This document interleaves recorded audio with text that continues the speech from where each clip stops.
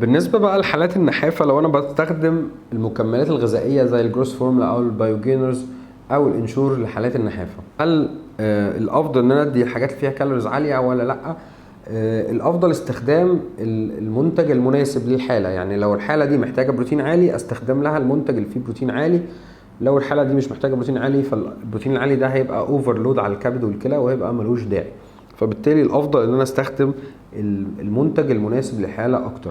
طيب لو انا هستخدمه لحالات النحافه، هل هشوف التاثير في خلال قد ايه؟ احنا بنقول ان ده مش دواء، يعني ده مش مضاد حيوي، فبالتالي انا مش متوقع التاثير في وقت معين، لكن انا بديه بديل للوجبه. يعني حضرتك في شويه كالوريز انت مش عارف تاكلهم عشان انت عندك حاله نحافه واكلك قليل، فبالتالي انا هبدا اديهم لك في شكل مكمل عشان اسهل عمليه الفود انتيك بالنسبه لك، بدل ما اقول لك كل كميات اكل كتيره قوي وانت مش عارف وجسمك صغير.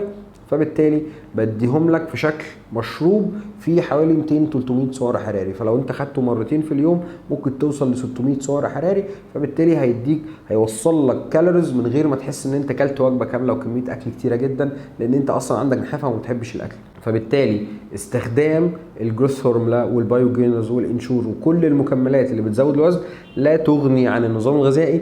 ومش هينفع اقول لك هتشوف الافكت بعد قد ايه الا لو انا شفت النظام الغذائي كله الكالوريز بتاعته قد ايه وعرفت ان ده جزء من النظام الغذائي. لو انا محتاج 2500 وخدت منهم 500 في شكل مكمل، فيبقى كده انا محتاج اخد ال 2000، لازم اخد ال 2000 من شكل اكل طبيعي احنا بناكله. تمام؟ فبالتالي طول ما انت ال 500 اللي فوق ال 2000 دول مش عارف تاكلهم، فبالتالي هتفضل تاخد المكمل لحد ما جسمك يستوعب الاكل ويقدر ياخد ال 500، ممكن ساعتها تبطل النظام الغذائي. فبالتالي هو مش جرعه دواء انا متوقع افكت بعد وقت معين، ولا جرعه دواء هيتاخد لفتره معينه.